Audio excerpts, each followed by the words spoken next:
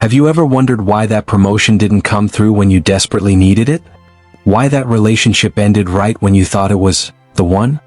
Why doors keep slamming shut just when you're about to walk through them? What if I told you there are 3 divine reasons why God's timing is absolutely perfect? And the second reason will completely shatter everything you thought you knew about waiting on the Lord.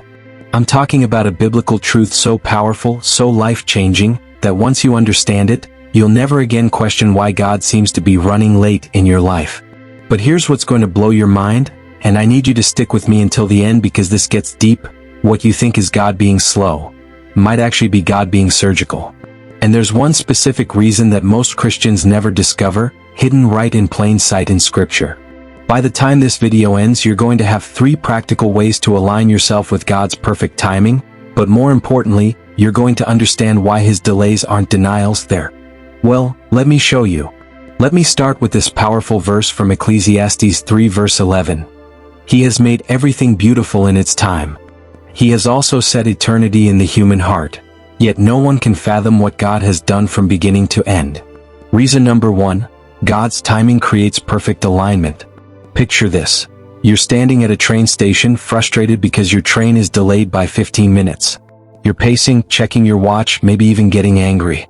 But what you don't see is that down the tracks, there's been an accident cleared just minutes before your train passes through. That 15-minute delay?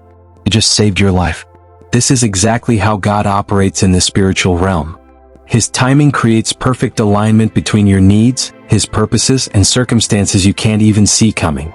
When David was anointed as king, he didn't step into the throne room the next day. He spent years in caves, running from Saul, being refined in the wilderness. Why? Because the boy who killed Goliath with a stone needed to become the man who could unite a nation with wisdom. God's timing isn't just about when something happens. It's about who you become while you're waiting. But that's nothing compared to what I'm about to share with you. Now here comes the part that's going to shock you. Are you ready for this? Isaiah 55 verses 8 to 9 says, "For my thoughts are not your thoughts, neither are your ways my ways, declares the Lord. As the heavens are higher than the earth, so are my ways higher than your ways and my thoughts than your thoughts." Reason number 2, God's delays are actually divine interventions. Here's what's going to shock you, and I need you to really hear this. Sometimes God's no, or His not yet, isn't about timing at all. It's about protection. Let me tell you about Sarah. Not the biblical Sarah, but a woman I know who prayed for 3 years to marry a specific man. She fasted, she pleaded, she claimed every promise in the Bible. And God said, nothing. Silence. The man married someone else, and Sarah felt abandoned by God. Fast forward 5 years. That man is now divorced, struggling with addiction, and has lost everything. Meanwhile, Sarah met her husband, a godly man who cherishes her, exactly when she had stopped looking and started trusting God's timing completely. But here's the shocking part. God didn't delay Sarah's blessing. God prevented her disaster and prepared her miracle simultaneously. This is what most Christians never understand about divine timing. Sometimes what feels like God moving too slow is actually God moving strategically to save you from something that would have destroyed you. The Israelites complained about wandering in the wilderness for 40 years, not knowing that God was protecting them from nations they weren't ready to defeat, while simultaneously preparing them to inherit a land flowing with milk and honey. Your delay isn't God being mean. Your delay is God being merciful. But there's one more reason that ties everything together, and this one will change how you pray forever.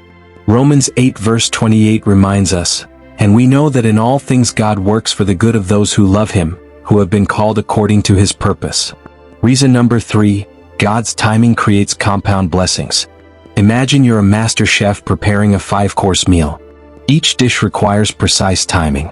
The appetizer can't come out with the dessert. The main course can't be rushed because the flavors need time to develop. Every element must come together in perfect sequence to create an unforgettable experience. This is how God orchestrates your life. He's not just working on your timeline. He's coordinating the timelines of everyone whose life intersects with yours to create compound blessings that multiply beyond what you could ever imagine. When Moses was born, Pharaoh's daughter wasn't just randomly at the river. When Esther became queen, it wasn't just coincidence that Haman's plot emerged exactly when she had access to the king. When Ruth chose to stay with Naomi, She had no idea she was positioning herself to become part of Jesus' lineage. God's perfect timing doesn't just bless you. It creates a ripple effect of blessings that touch generations. Your delay today might be setting up someone else's miracle tomorrow, which then circles back to bless you in ways you never expected. This is why God's timing is perfect, because He sees the entire tapestry while you only see one thread. Now, how do you practically align yourself with God's perfect timing? Here are 3 life-changing steps. Step 1. Practice sacred patience. Instead of praying, "God, hurry up," start praying, "God, prepare me." Every morning, ask Him to show you what He wants to develop in your character while you wait. Keep a journal of how you're growing during the waiting seasons. Step 2. Look for divine preparation. Start paying attention to what God is doing in your life right now. What skills is He developing? What relationships is He building? What character traits is He strengthening? These aren't random, they're preparation for what's coming.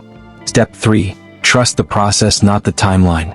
Create a vision board, but instead of focusing on when things will happen, focus on who you need to become to handle those blessings responsibly. Pray for character before you pray for circumstances. Friend, I want you to understand something profound today. You are not behind in life. You are not forgotten. You are not overlooked.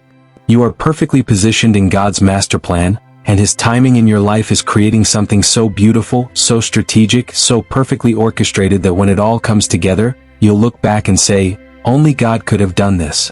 The God who painted every sunset and choreographed every season, who times the waves and synchronizes the stars.